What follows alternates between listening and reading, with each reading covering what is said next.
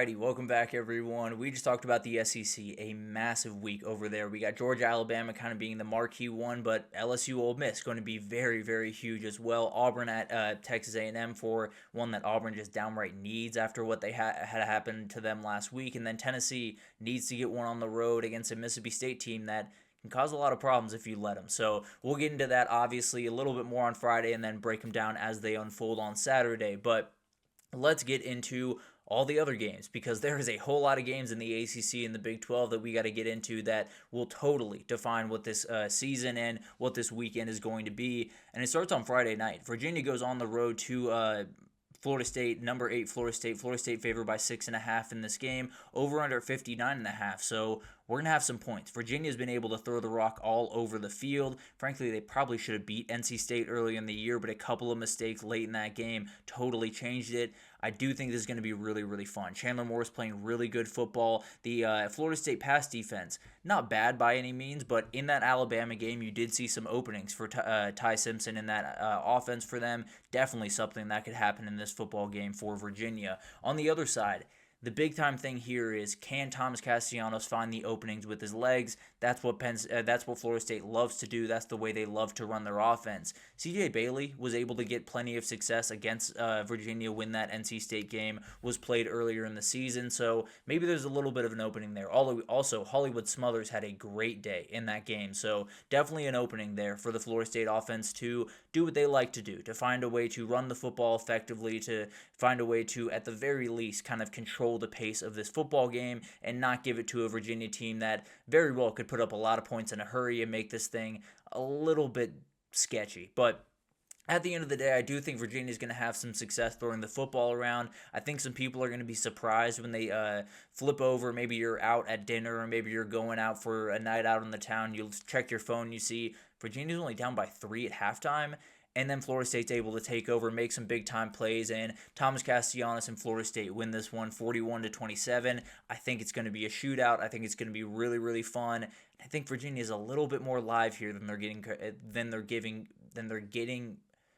getting credit for. Excuse me, apologies for that. TCU at Arizona State this upcoming weekend on Friday night as well. 2 massive games in the ACC and the Big 12 respectively. Arizona State favored by 2.5 in this game, over under at 55.5. Kickoff at 9 p.m. This one's going to be really, really fun. It's as big of a game in the Big 12 as you're going to find pretty much throughout the season because you have 2 teams here that are kind of in that, I don't want to say second tier because the Big 12 is so complicated and so weird at this point that who knows what the tiers are. But at the end of the day, I think pretty much everyone, would say Texas Tech is kind of standing at the top, maybe alone at the top of the Big 12. And then everyone else is kind of jockeying for that second position. TCU is right there for me. Iowa State's right there for me. Arizona State, Utah could get back into that conversation here pretty soon. They play West Virginia this weekend, I believe. But Arizona State can't get beat deep in this game. They got beat deep way too often against Mississippi State, and I think it's one of those things where they wanted to be aggressive. They wanted to put pressure on Blake Shapen, and you're going to have to do it to Josh Hoover. There's no doubt about that. But you also can't leave gaps on the back end. If you do, then Josh Hoover is going to go for 440 in this game, and he's going to be able to totally bury you throughout it. So you're going to have to be very, very careful in this one. If you're Arizona State, don't get too aggressive offensively, but also you got to be able to stop the run for TCU because they do plenty good job. Not necessarily their bread and butter is the run game, but they do plenty good of a job to find a way to get this thing done on the ground. And it's one of those things where on the other side of the ball, can Arizona State run the ball? They haven't been able to pass the ball with much consistency, especially against Mississippi State. I believe he had 69 total passing yards, if I'm not mistaken. And Kevin Jennings was able to do a lot of damage through the air. So can Sam Leavitt pull that off, or are they going to be resigned to running the football, and then you're going up against one of the best run defenses in the entirety of the Big 12? So it's going to be a battle back and forth. I think this is a really fun football game, and I think one of these teams could very well find their way into the Big 12 championship because of this game. I'm going to say TCU does. I think TCU finds a way to win this one. I think the pass game plays a huge, huge role in it, and I'm just not fully sold on Arizona State right now. I think they're a good football team, but I do think they're taking a little bit of a step back from a year ago, particularly Sam Leavitt, and I think it's going to have an impact in this football game. Duke at Syracuse, 2 teams that I think a lot of people kind of wrote off after the first couple of weeks because they did struggle out of the gates, no doubt about it. now they're really sneaky teams in the ACC going forward. Both of them are 1-0 in the conference. The big thing here is Steve Angeli is out for the season for Syracuse. Tore his Achilles in the game against Clemson that they were able to win. He played great football again. Ricky Collins is going to be the starter, former four-star that went to LSU and then transferred over. Very talented kid, not quite the experienced player that Steve Angeli is, so that's definitely something that Duke will try to expose, and Manny Diaz is more than capable of exposing in this football game. So going to be really interesting to see what Duke does defensively and how it kind of changes the offensive approach for Syracuse in this one.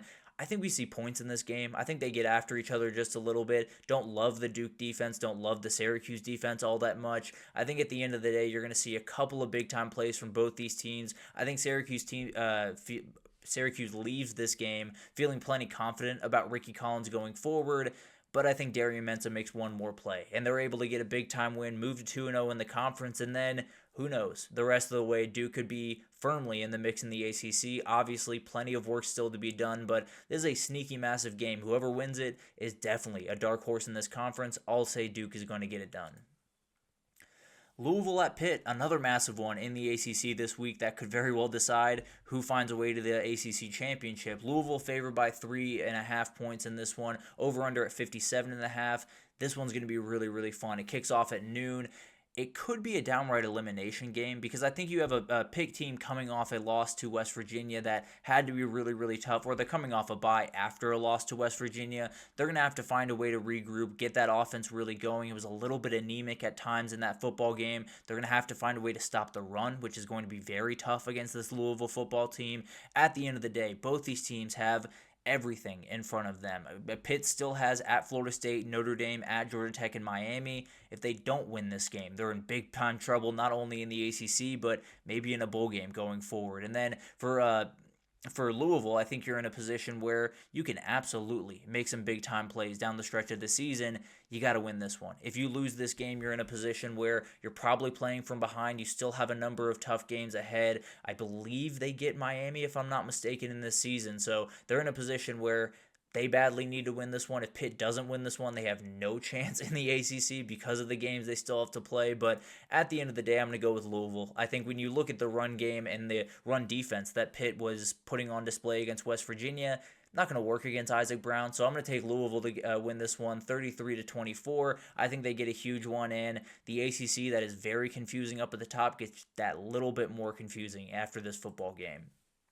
Then you got Notre Dame on the road at Arkansas, a huge, huge game for both these teams, really, because you have a Notre Dame team with already 2 losses on the season, coming off that one okay win, I suppose, over Purdue last weekend to go to 1-2. Arkansas, just devastation the last 2 weeks. They get down to the goal line, they fumble the football against Ole Miss, they do almost the exact same thing against Memphis, and they fall to 2-2. Still a really explosive football team. That's why Notre Dame's only favored by 3.5 in this game, over under at 64.5. So we're going to have some fun in this one. And this is also a noon game, going to be really, really fun. Taylor Green has to be awesome in this football game. He has to find a way to get openings against this defense. In the past game, you should be able to do that. This defense has really struggled to stop just about anyone thus far throughout the season, especially with the pass, and I think you're going to have to find openings for C.J. Carr. He's got to answer the bell. On the road, a very, very tough environment over there in Fayetteville, and a defense that has definitely struggled early in the season, but Travis Williams is not afraid at all of being in attack mode and definitely heating up quarterbacks and making things a little bit interesting, so C.J. Carr is going to have his work cut out for him. I think it's going to be really, really interesting to watch this one. Arkansas has really struggled to stop the run. Jadarian Price and Jeremiah Love should have a relative day in this one. Notre Dame will run the ball very aggressively. I think Arkansas finds a way to win it. It's a very weird game where I don't think either defense is really equipped to stop the other one. I tend to believe that the team that can pass the ball a little bit better is going to win this game, and I tend to believe that's Arkansas. Taylor Green's had a great start to the season. Omega Blake on the outside has been an absolute problem, and I think they find a way to win a huge one. And not necessarily save their season, but at the very least make those make that fan base happy for the first time in a little bit of first time in a little while. It's been quite a tough couple of weeks for Arkansas. I think they get on the right side of things this week. And then finally, Arizona at Iowa State is a massive game over there in the Big 12. I don't think many people know, but Arizona is undefeated right about now, and Noah Fafita and Ishmael Mahdi are playing really good football in the backfield for that Arizona's team. It's a massive one. And I think when you look at all of these games, really, Texas Tech sits up at the top. If Iowa State's able to win this game, they're right there with, I guess, Utah, depending on the way you view that team going forward. We'll actually talk about that team here in a second in the next segment. But you have the winner of the TCU Arizona State game. You're right at the top of the Big 12 with Texas Tech, with that winner of that TCU Arizona State game. And you're moving forward as a very, very interesting team that's just playing really solid football. For Arizona State, I don't think anyone's expecting you to win this game, if I'm being totally honest with you. Even with the line being 6.5, I don't think a lot of people are expecting Arizona State to go into Ames and win it. They would turn the Big 12 totally upside down. The same way Arizona State did a year ago, Arizona could very well do that this weekend. So it's going to be really interesting to watch this one unfold. Arizona kind of struggled against Kansas State, especially offensively, to get things going. Ishmael Mahdi, the running back, came to their rescue in that game. Can he do it against Iowa State? It's going to be really tough. There's no doubt about that. But Iowa State coming off a bye after a tough performance to Arkansas State, I think they're able to win this one. I think they get it done. Not all that pretty at the end of the day, but I'll take Iowa State 24-14. I think this Arizona offense is good, but if Ishmael Mahdi's not kind of carrying the load, it's going to be a rather long day against this Iowa State defense. I think Iowa State wins it, and the top of the Big 12 is very confusing on Monday morning, whether it's TCU and Utah and Iowa State, or it's Arizona and a number of other teams, Arizona, and you have Arizona State sitting at the top. That would be very, very fun to watch unfold. And a number of other teams in a conference that, who knows what's going to happen. Maybe Texas Tech will separate. I don't think anyone else is separating, but we'll get into all of it as it unfolds. But let's take our last break here. When we come back, we got some injury updates, obviously some huge ones that have come out. We got coaching carousel with a massive, massive firing yesterday. We'll get into it all right after this, so stick with us.